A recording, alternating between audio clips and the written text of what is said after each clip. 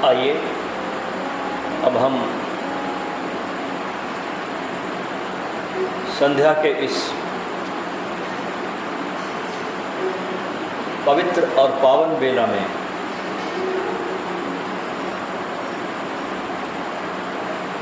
परमात्मा की शरण में बैठते हैं। गुरु हमारे लिए परमात्मा है, क्योंकि परमात्मा को तो हमने कभी देखा नहीं, लेकिन गुरु को जरूर देखा है। इसलिए हमारे ऋषि मुनियों ने, ज्ञानियों ने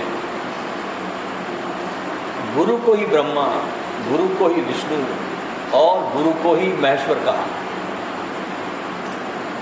और स्वयं भगवान ने भी धरती पर जब जब अवतार लिया, चाहे वो राम हो, चाहे वो कृष्ण हो, कोई भी हो, सब ने अपने जीवन काल में गुरु की शरण में वे जरूर बैठे। पूरी गीता को हम पढ़े तो बहुत जगह भगवान कृष्ण गुरु के महत्व पर बहुत बड़ा प्रकाश डालते हैं।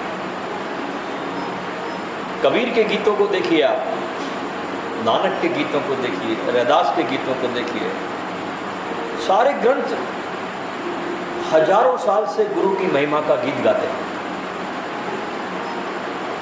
इसलिए कहा गया है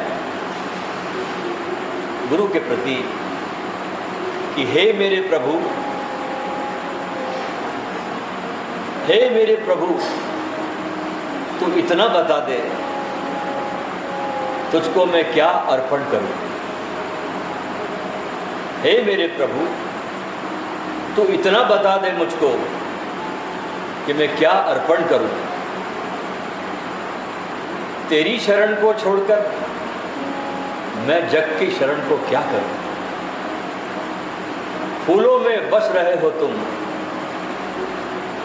प्रेम जब अनंत हो जाता है, साधक जब गुरु के प्रेम में डूबता है, पहला पाठ गुरु के पास पढ़ा जाता है, प्रेम को पाने का, प्रेम में मिटने का, प्रेम में डूबने का। पहला जो प्रथम अध्याय शुरू होता है प्रेम का, वो गुरु के पास शुरू होता है। और श्रेष्ठतम जो सद्गुरु होते हैं वे शिष्य को अपने पास कभी नहीं रोकते, वे उस प्रेम को और विराट बना देना चाहते हैं ताकि तुम और फैल सको। तो गुरु से जब प्रेम सघन हो जाता है तो दूसरा तल है इस पूरे ब्रह्मांड, इस पूरे अस्तित्व के प्रति प्रेम फैल जाता। मैं जब ओशो के पास में करीब करीब 9 महीने उनके पास मैं गीत गाता रहा, अनंत गीत उठे, बहुत गीत लिखे, करीब 200-250 वीडियो में उनके प्रवचनों के पहले, उनके विदाई के समय गीत आते हैं। तो 9 महीने तक पूरे प्राण अर्पित किए, सब कुछ भूलकर, पीछे कहाँ से आता हूँ, क्या मेरी औकात थी, क्या थी, सब आग लगा दी। एक तरह से देखा जाए तो मृत्यु का वरण किया कि मरना है बस, ऐसे भी एक दिन मरूंगा तो क्यों ना मैं इस गुरु के प्रेम में मर जाऊं। रोम रोम ने मृत्यु को स्वीकार कर लिया था। और 9 महीने में प्रेम गुरु के प्रति बहुत अनंत होके जब बाहर बहने लगा गीतों के माध्यम से, तो गुरु ने जो दूसरा काम मेरे साथ किया वो बहुत गजब का किया है। वो न करते तो कुछ बात नहीं थी। उसके बाद मुझे अपने से दूर भेजा कि अब तुम जाओ। अब गुरु के साथ प्रेम की पढ़ाई तो पूरी की, गुरु ने एक माहौल भी मुझे दिया था वहाँ रहने के लिए। 9 महीने तक पूरा एकांत, 9 महीने तक शब्द उतने ही बोले मेरी वाणी ने जिससे कि मैं गीत गाता, बस उसके अलावा दिन भर मौन, उतने ही वाणी का उपयोग करता जिससे कि मैं गीत गा सकता था। तो जब कहा कि अब तुम जाओ, तुम्हारा काम पूरा हुआ, तो मैं जंगल में चला गया दोस्तों। वहाँ से लौटा मैं और कहीं ऐसे वीराने की तलाश की मैंने जहाँ मेरे अलावा दूसरा कोई भी ना हो।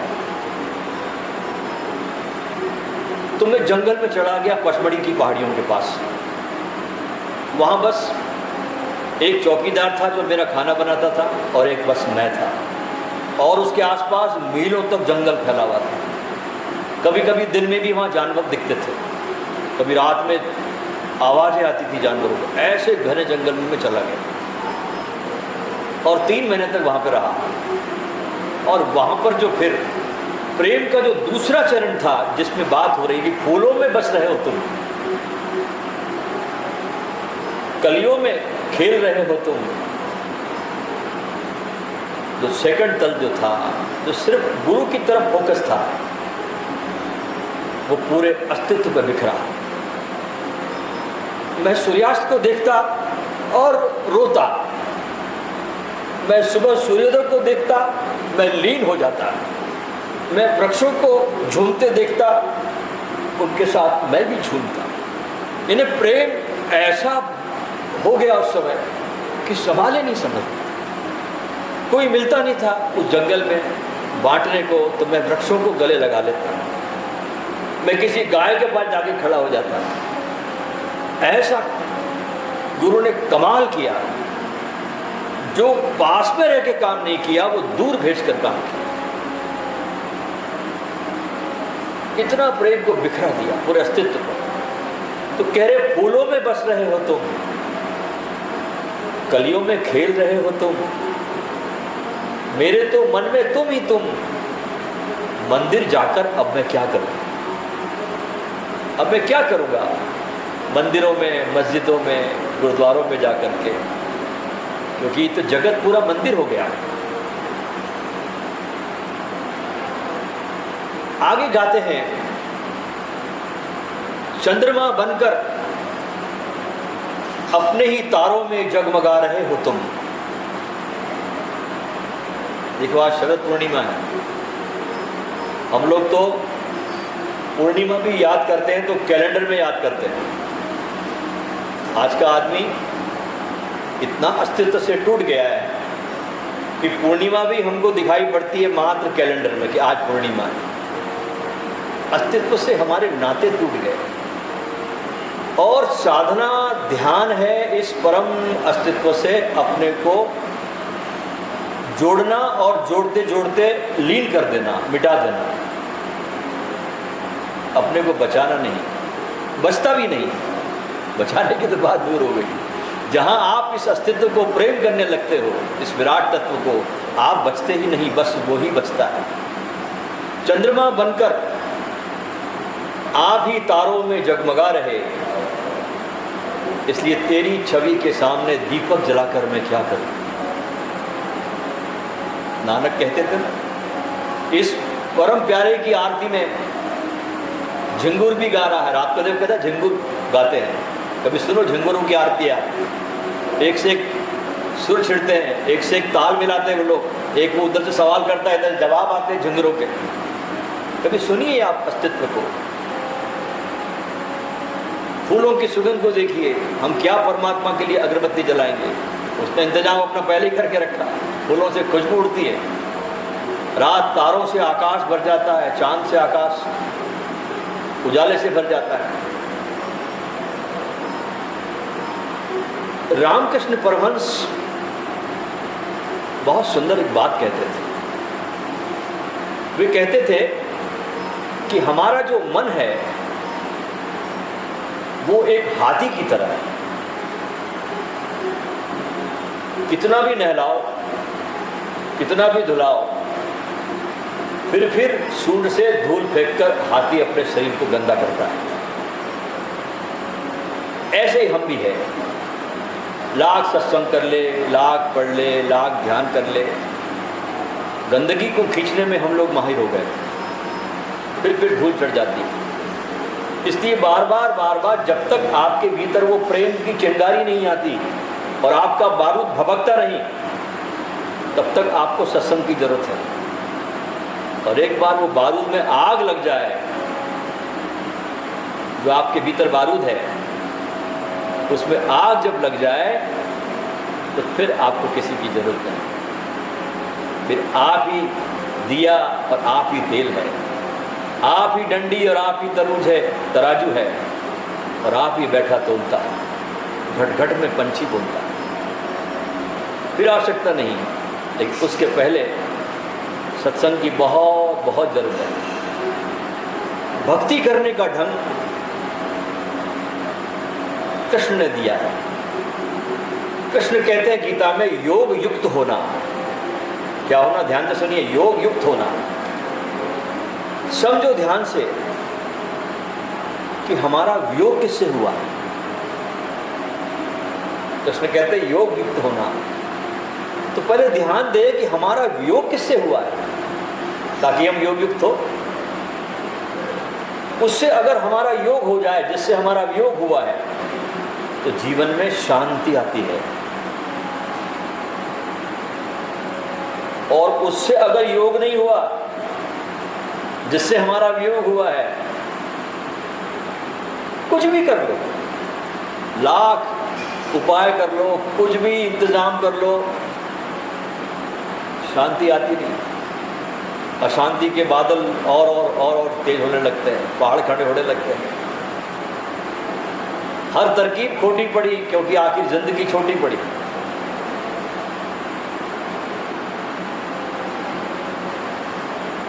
जिससे हम बिछड़े हैं, हम जीवन में देखें तो सभी प्रयास करते हैं।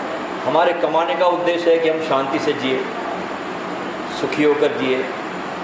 हम सब प्रयास करते हैं, लेकिन क्या हमारे प्रयास में हम सफल हो पाते हैं? नहीं। और जब तक हमारे अंदर समझ आती है जीवन की, तब तक बहुत देर हो चुकी होती है। वो कहते हैं ना, किसी शायर ने बहुत सुंदर कहा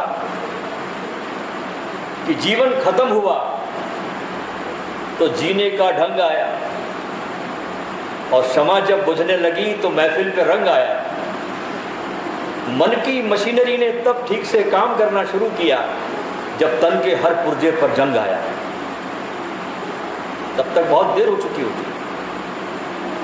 बुद्धिमान वो जो समय रहता है, जब आपके भीतर परम ऊर्जा का प्रवाह है, उस ऊर्जा का उचित उपयोग करके अपने जीवन में परम शांति और आनंद के फूल खिलाए। और सिवाय परमात्मा से मिल जाने के कहीं भी आनंद नहीं मिलता। ये कसौटी है, क्योंकि हमारी आत्मा जो भीतर सत्ता है हमारी चेतनता की, वो उससे आई है, उसका हिस्सा है। तो जब तक इस दुल्हन को उस पति से नहीं मिलाओगे आप, जहाँ से बिछड़ के आई है, तो कैसे चैन से बैठने देगी आप? तो आपको उससे उसका मिलन कराना है। कृष्ण की भाषा जो है वो बड़ी गजब की है। कहते योग युक्त होना, यानी साधना में पूरी तरह से मिट जाना और उससे जुड़ जाना और स्वयं में स्थित हो जाना। और सारी की सारी जितनी भी ध्यान प्रक्रियाएं हैं, चाहे कोई भी प्रक्रिया हो, बुद्ध की हो, योग की हो, सूफियों की हो, सारी पद्धतियां हमें स्वयं में लाने का काम करती है। अगर कोई विधि है जो आपको बाहर ले जा रही है, समझना वो विधि नहीं है, वो कुछ और खेल है आपका। विधियां आपको अपने अंदर लाती है। और परमात्मा से जब व्यक्ति जुड़ जाता है तो उसके जीवन में बहुत क्रांतिकारी परिवर्तन आता है, बहुत बड़ा। एकदम बदल जाता है, सौंदर्यपूर्ण हो जाता है, खूबसूरत हो जाता है, तनाव रहित हो जाता है, जीवन को बहुत हल्के से लेता है, फूल की तरह। वेदों में एक बड़ी प्यारी प्रार्थना आती है। हमारे जो वेद है, इसमें बड़ी प्यारी प्रार्थना आती है। देखिए मित्रों, वेदों में बहुत बीच में लोगों ने, जब अंग्रेजों का, मुगलों का शासन यहाँ पर आया, आपको एक बात बता दूं मैं, तब इन हमारे ग्रंथों में बहुत से बातें ऐसी डाली गई जो ग्रंथों में थी ही नहीं। आपको मालूम होगा कि एक अंग्रेज था बहुत बड़ा, यहाँ जर्मनी से आता था, उसका नाम था Max Muller. Max Muller Sanskrit का बहुत प्रगाढ़ पंडित था, संस्कृत उसको बहुत अच्छी आती थी। अभी भी भारत में उसके 2 सेंटर चलते हैं, पूना में, एक दिल्ली में, जहाँ जर्मन भाषा सिखाई जाती है। मैक्स मूलर ये आदमी संस्कृत को बहुत जानता था। चूंकि हमारे शास्त्र बहुत ऊंचाई पर थे, तो कैसे इन शास्त्रों को हम इनकी ही नज़रों में नीचे गिरा दें जो पढ़ते हैं। तो बहुत सी बातें ऐसी हमारे शास्त्रों में, उस समय चूँकि गुलाम थे, हम कुछ कर नहीं सकते थे, तो वो बातें उसमें डाली गई। तो हमारे वेदों में बहुत कुछ आपको ऐसा मिलेगा जो आप सुनोगे तो बोलोगे क्या बात है, लेकिन वो वेदों के ऋषियों का नहीं है, क्या लटना, वो डाला गया है, वो ऐड किया गया है। तो हमारे वेदों में एक प्रार्थना आती है, ऋषि कहता है कि जब मैं तेरी प्रार्थना में बैठता हूँ तो मैं घोंसले में आ जाता हूँ। जैसे हिंसक से हिंसक पशु पक्षी भी, कितना भी पशु पक्षी हिंसक हो, लेकिन जब वो घोंसले में अपने बच्चों के पास आता है तो कैसे प्रेमपूर्ण हो जाता है। बड़े से बड़ा हिंसक पशु पक्षी भी जब आता है अपने घोंसले में अपने बच्चों के पास में, तो प्रेमपूर्ण हो जाता है, प्रेम से भर जाता है। ऐसे ही परमात्मा के पास व्यक्ति भी प्रेमपूर्ण हो जाता है।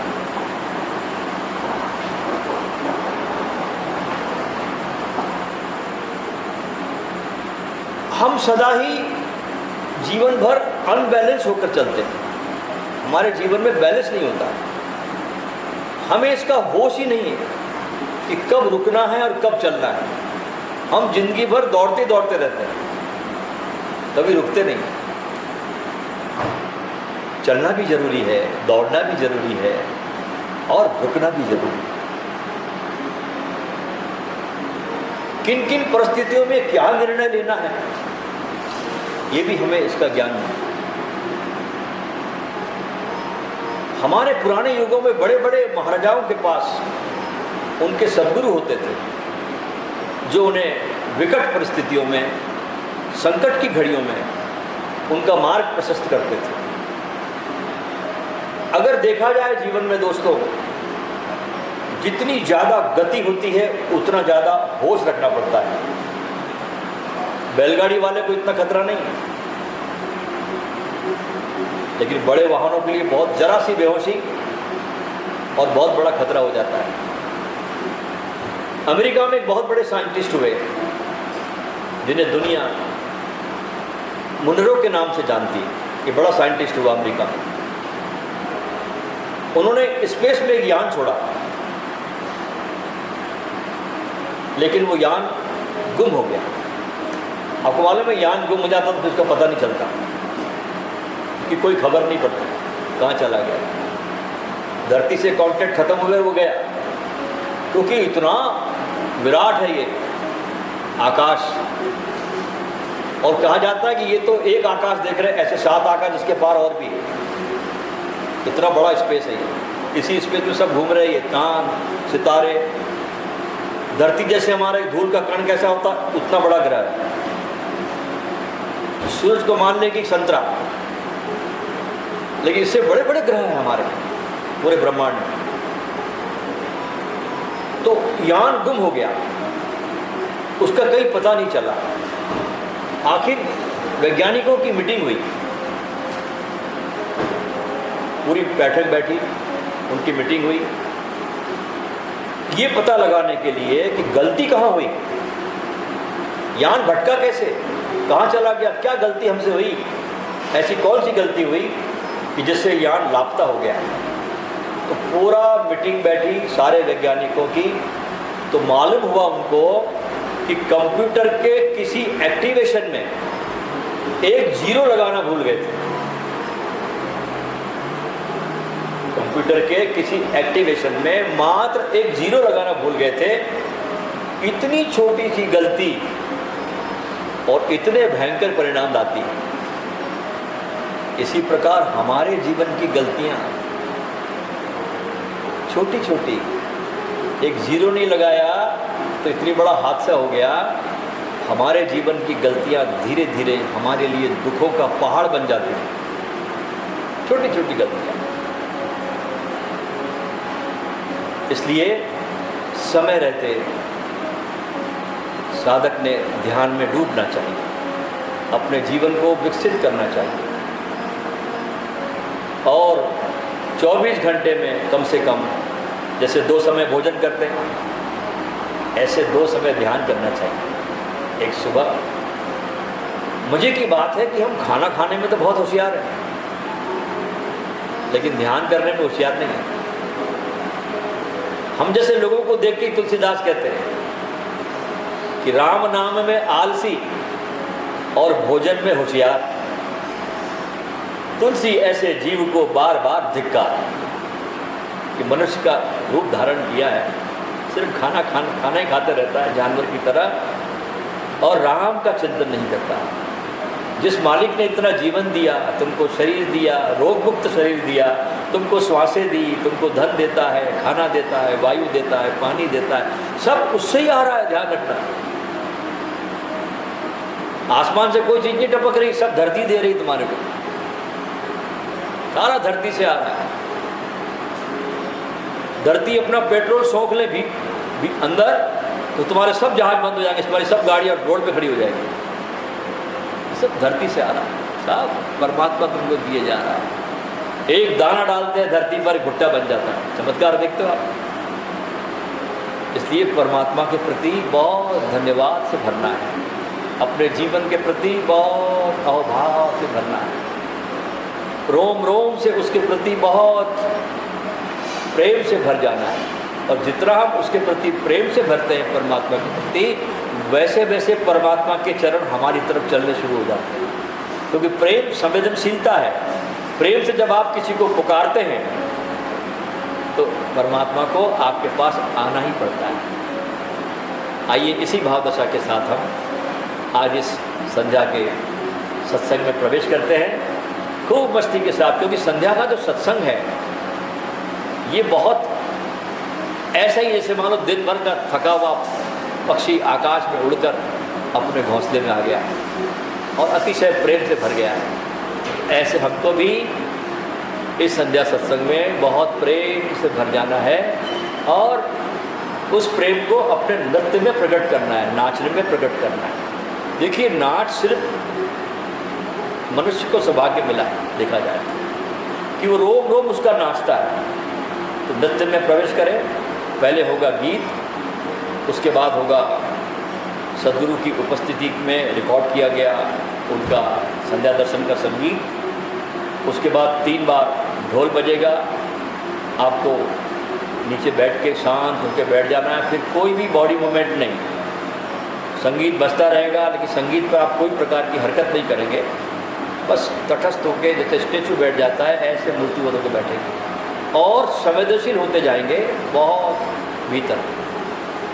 और जितने ज़्यादा आप संवेदनशील होते हैं, समझना कि आप उतना ही ज़्यादा आपका वाईफाई कनेक्शन काम कर रहा है। ये ध्यान रखना, आपका वाईफाई कनेक्शन क्या है? आपकी संवेदनशीलता। जितने ज़्यादा आप सेंसिटिव हो जाएंगे उतनी आप उसको कैच कर पाएंगे। तो आपको संवेदनशील होना है ताकि परमात्मा की इस अस्तित्व के सत्य की ऊर्जा आपकी तरफ प्रभावित होना, वो तरस रही है आपके पास आने के लिए। ये ध्यान रखना, वहाँ से कोई भी देर नहीं है, वो सदा उपलब्ध है, उसमें कहीं भी कोई गुंजाइश नहीं देर होने की। देर हमारी तरफ से, क्योंकि हम संवेदनशील नहीं हैं। हम 1000 बातों में उलझे हुए, 1000 हमारे मोह के बंधनों में हम जकड़े हुए हैं, कितनी लेयर से हमारी बंधनों की। बस थोड़ी देर के लिए एक थोड़ी सी आपकी खिड़की खुल जाए, एक झरोका खुल जाए इस मौन के बतास में, तो आप बिल्कुल दूसरे आदमी हो जाए। सारे मित्र खड़े हो जाए।